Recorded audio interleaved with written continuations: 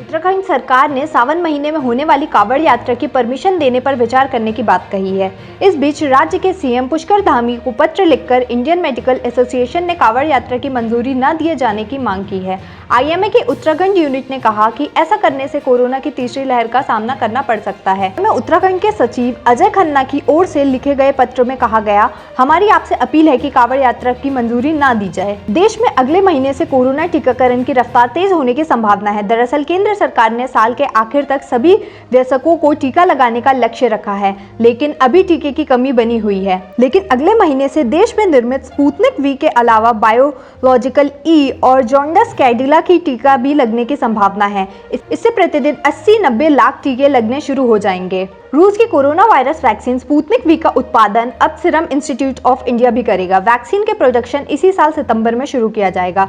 Ricin director RDIF के CEO Kirill Dmitriev ने मंगलवार को कहा कि सीरम सितंबर से स्पुतनिक वी का प्रोडक्शन शुरू कर देगा। उन्होंने कहा कि कुछ अन्य निर्माता भी भारत में वैक्सीन का उत्पादन करने के लिए तैयार हैं। महाराष्ट्र के उद्धव सरकार में सब कुछ ठीक नहीं चल रहा है। माना जा रहा है कि शिवसेना और एनसीपी दोनों ही सहयोगी कांग्रेस से नाराज हैं। नाना पटोले के बयान पर शिवसेना ने तंज कसा है। उस पर कांग्रेस प्रदेश अध्यक्ष ने सफाई भी दी है। महाराष्ट्र की महाअखंडीय सरकार पर फूट की अटकलों के बीच महाराष्ट्र कांग्रेस अध्यक्ष नाना पटोले ने अपने बयान पर सफाई दी है।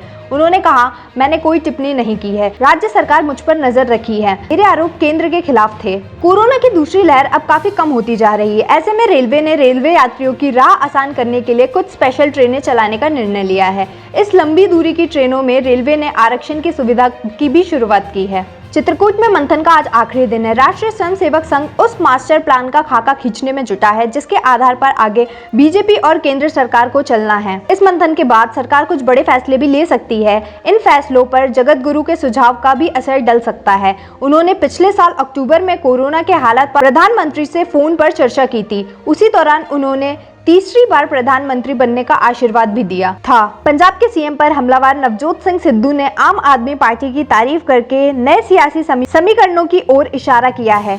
3 दिन पहले आप पर हमलावर सिद्धू ने अब उनकी तारीफ की सियासी गुगली फेंककर सबको चौंका दिया है। सिद्धू ने कहा कि पंजाब के विपक्षी पार्टी आप ने हमेशा उनके विजन और काम को पहचाना है।